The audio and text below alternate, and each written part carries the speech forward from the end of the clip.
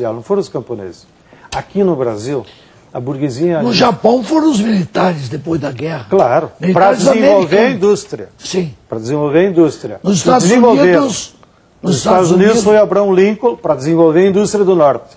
Né? Aqui, a burguesia brasileira industrial é tão ignorante que não teve coragem de fazer a reforma agrária. Os militares fizeram um projeto, o Estatuto da Terra. O senhor conhece o Estatuto da Terra? O governo Castelo Branco. Conheço. O Castelo Branco foi uma pessoa sui generis, né? Por isso que o Estatuto da Terra nunca saiu do papel. Porque, na verdade, o Estatuto da Terra, até em homenagem ao José Gomes da Silva, que era o maior especialista que nós tínhamos na reforma agrária, o Estatuto da Terra, ele foi preparado por uma equipe de técnicos que tinha ido, na época do Celso Furtado, estudar lá no ICA e preparar a lei.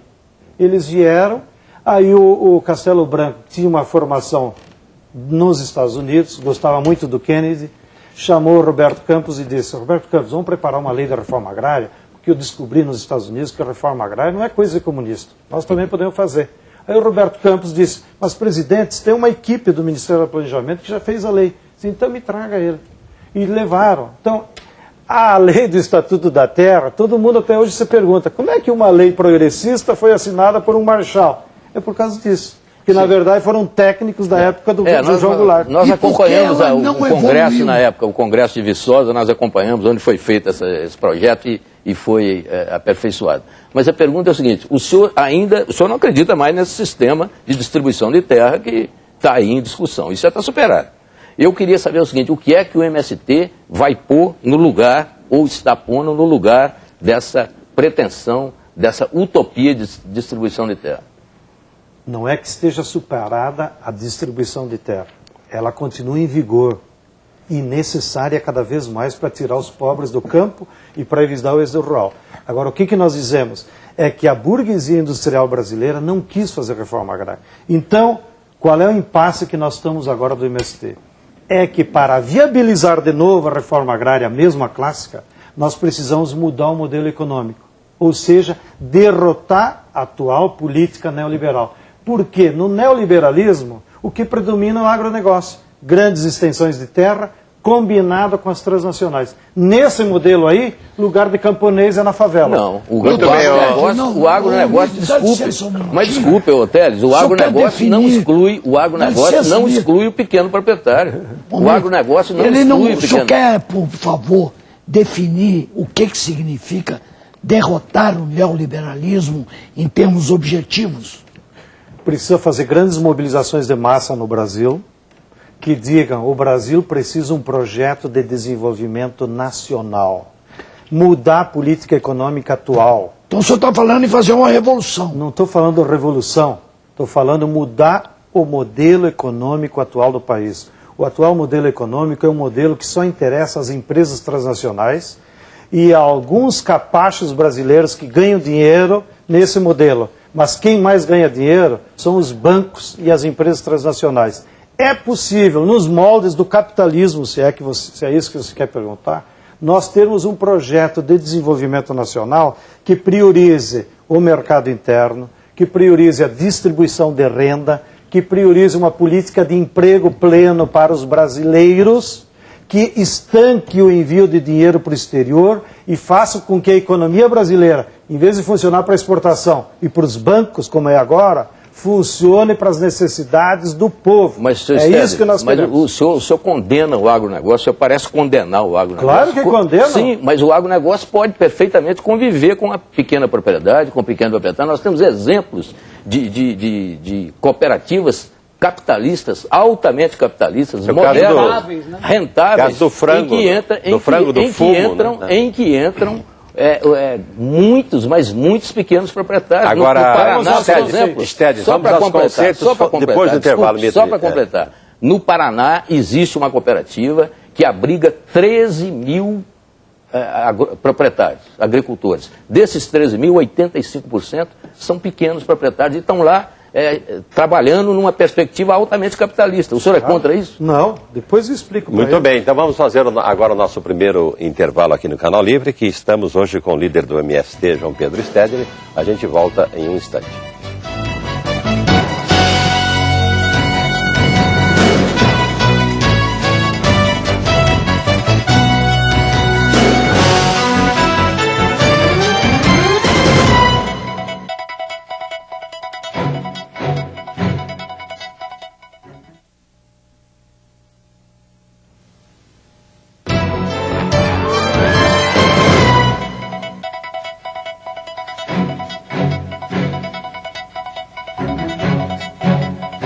Estamos de volta com o Canal Livre, que esta noite recebe João Pedro Stedley, um dos principais líderes do MST.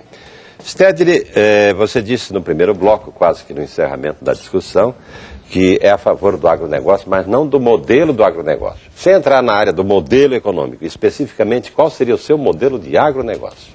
Bem, a expressão agronegócio, ela é passível de tudo quanto é interpretação.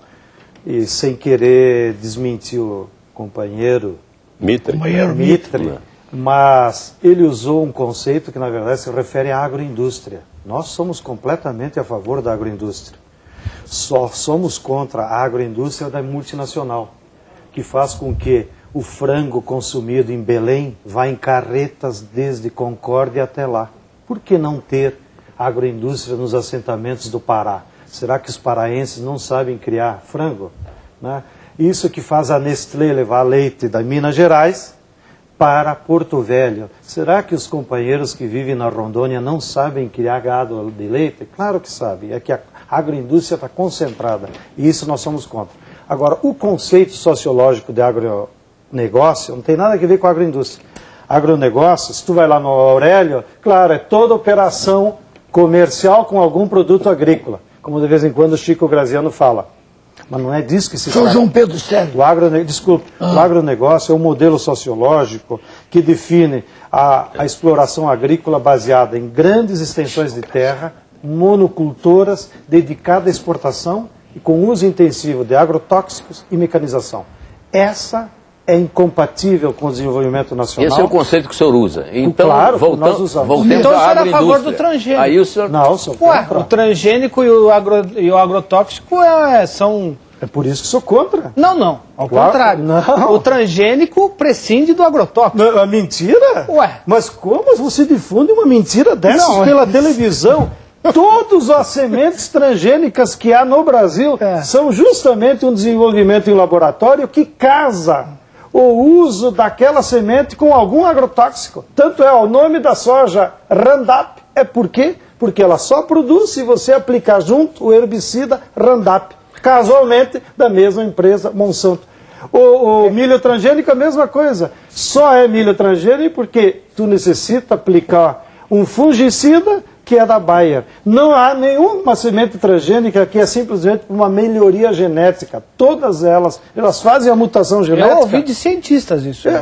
O outro depende de pago por quem. Se é cientista, pago pela Bayer, se é pago pela Monsanto. Mas todas as sementes transgênicas só produzem combinada com algum uso de agrotóxicos. Que países plantam transgênicos? Hoje, os 3 principais países é onde as multinacionais mais controlam.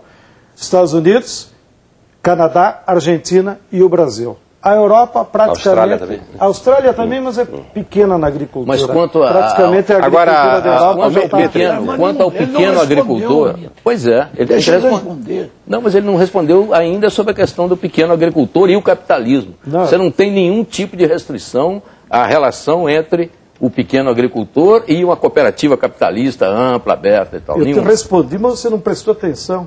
Eu disse que a agroindústria... Ficou em dúvida. Ficou em dúvida. Então vamos deixar claro, então. Claro. A agroindústria é um método de beneficiamento dos produtos agrícolas necessário.